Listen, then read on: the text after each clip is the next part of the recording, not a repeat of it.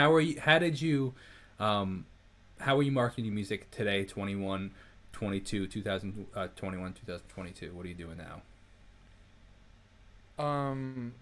It's a lot of studying, Mm. especially on TikTok because lucky for you, you got into it in 2018, but I got into it pretty late.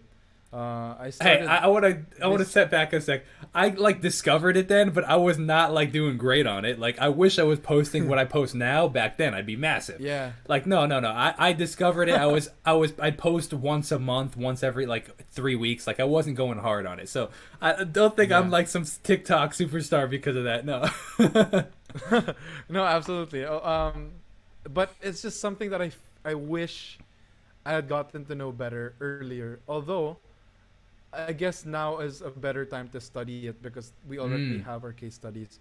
that's a great point. We already have artists like Salem who with Mad at Disney or Yeah. Olivia Rodrigo and her massive career now. Yeah. A lot of Akira Kosarian who all use TikTok as their primary marketing platform for Yeah. their music.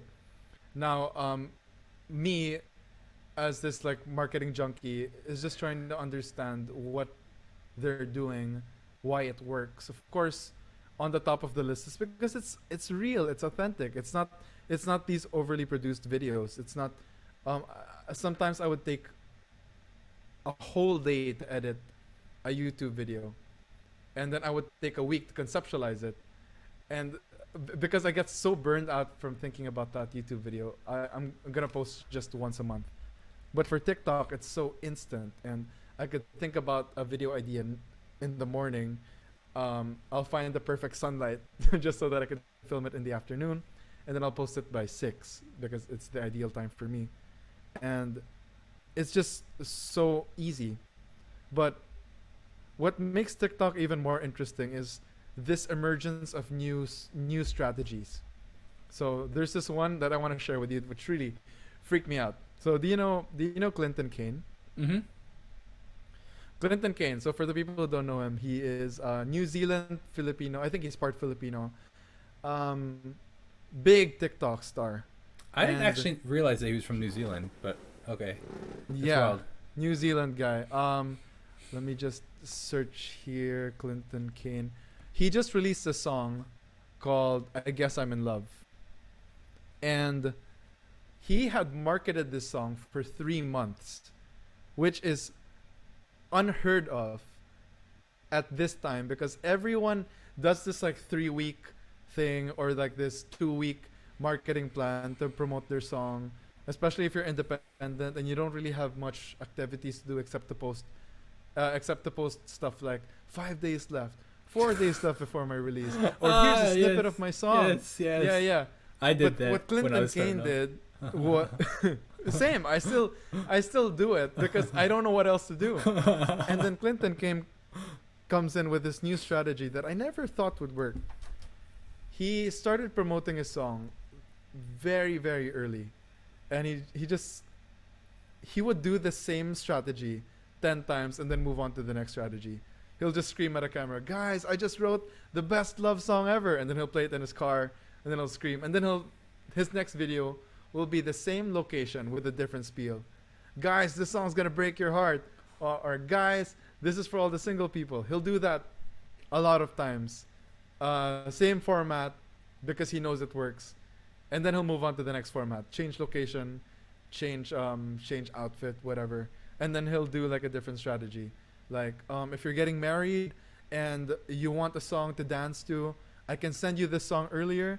Just send me a message. This is the song. He did that for 3 months.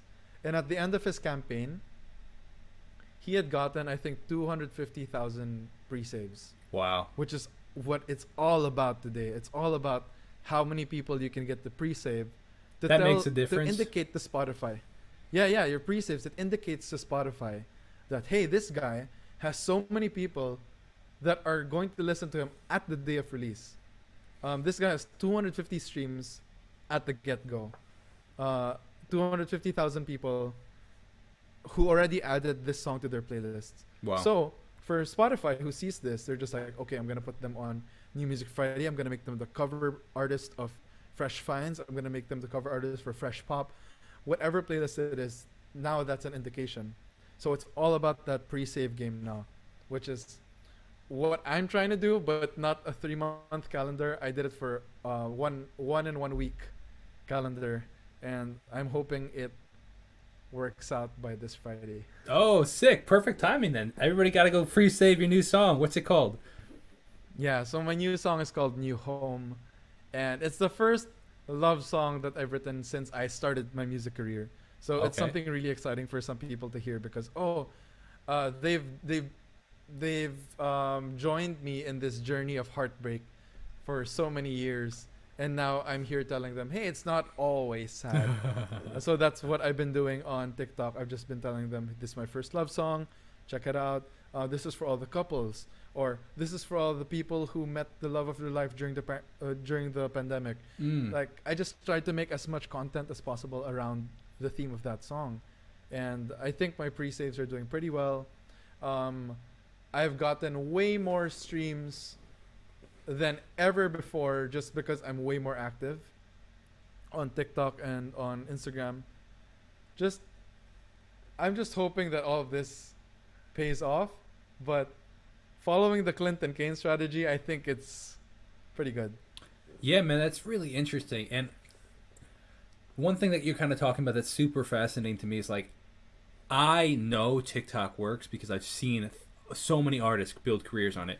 And I've seen it in my own self in the sense of like, so actually one thing I did do decently well in the beginning of TikTok is while I wasn't producing content as much as I should have been, which I wish I did, is I've reached out again to influencers and say, how much would you charge to post my song and like whatever, like what I forget the word, but like where they use my song on a TikTok, right?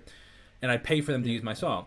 Now some of these artists, like it blows my mind. You ever hear the TikTokers Matt and Abby?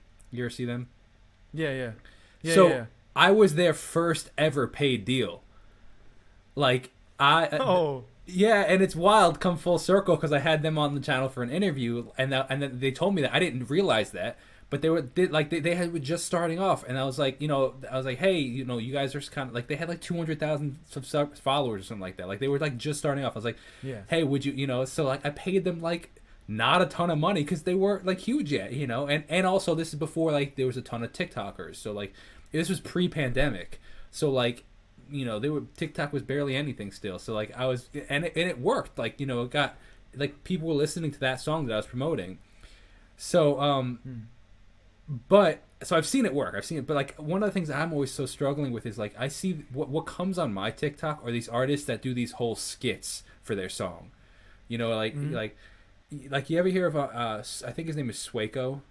Swako, right? Like he like does these whole drawn out skits, and I'm like, I don't know how to think of that. Like my brain capacity cannot do that. Like that's not how I function. And he crushes it. The guy who walks into the studio and he's like, oh, I'm just gonna just give me some beats, like a really sad one. Exactly. But it's brilliant and it works for him, but I'm like, there's no way I could ever do that. I just can't think of those skits. But like I can do what you're saying. I can go in the car and just do a little authentic, like, hey guys, I just wrote this new song, I think this blah blah blah, like if you're getting married, this is and I could do that, it's like, and it's finding what's right for you, at the authentic part of you that you can. And if I tried to do Swako style of videos, it wouldn't work for me, and I don't even know if it would get views, because while that system may work, it may not be authentic to me. You know what I mean? Absolutely. And that really comes through in these videos. Yeah, I like to tell people that who consult with me, to just find the thing that you're most comfortable with, because if you're gonna be doing TikTok, if you're gonna be doing a TikTok strategy, you gotta be all in without putting so much pressure on yourself. Yeah. Like sustainable if you want to make if you want to make content every day, you got to give yourself a type of content that you're willing to do.